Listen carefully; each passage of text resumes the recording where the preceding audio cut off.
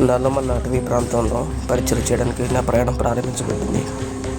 విజయవాడ చేరుకున్నాను. బస్ స్టాండ్లో సహోదరుని కోసం వెయిట్ చేశాను. తను బ్రదర్ నూతన్ నాతో కలిసి ప్రయాణం చేయడానికి వచ్చేసారు. రాత్రంతా బస్సు ప్రయాణం తెల్లారింది. అలా బస్సు దిగి వెంటనే ఆటో ఎక్కేసాం.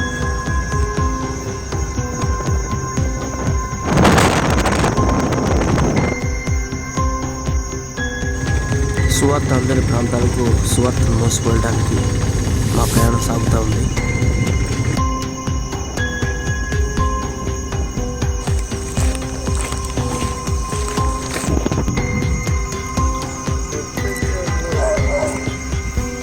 అక్కడున్న ప్రజల అవసరం తెలుసుకుని వారందరి కోసం ప్రార్థన చేశాం.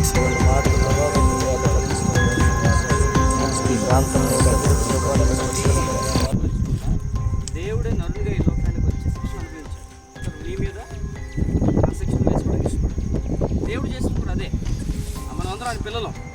మనందరం రకరకాల జాతులమైనా, రకరకాల మతాలమైనా, కులాలమైనా, రకరకాల రంగులు వర్ణాలు కలిగిన వాళ్ళమైనా మనమందరం ఆయన పిల్లలం. ఆయనకి ఒకళ్ళు ఎక్కువ ఒకళ్ళు తక్కువ లేదు. ఒక రకంగా చెప్పాలంటే మీ మీదే దేవుడికి ఎక్కువ ప్రేమ ఉంటుంది. అక్కడ సువార్త ప్రకటించిన వెంటనే వేరొక తొండాకి వెళ్ళిపోయాం.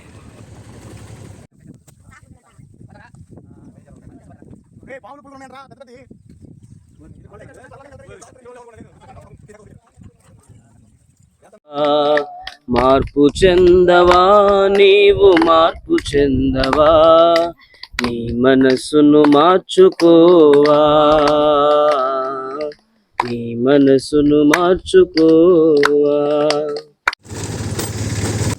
ఆ ప్రాంతాల్లో సువార్త ఊహించుకుని మేము వేరొక ప్రాంతానికి వెళ్ళిపోయాం.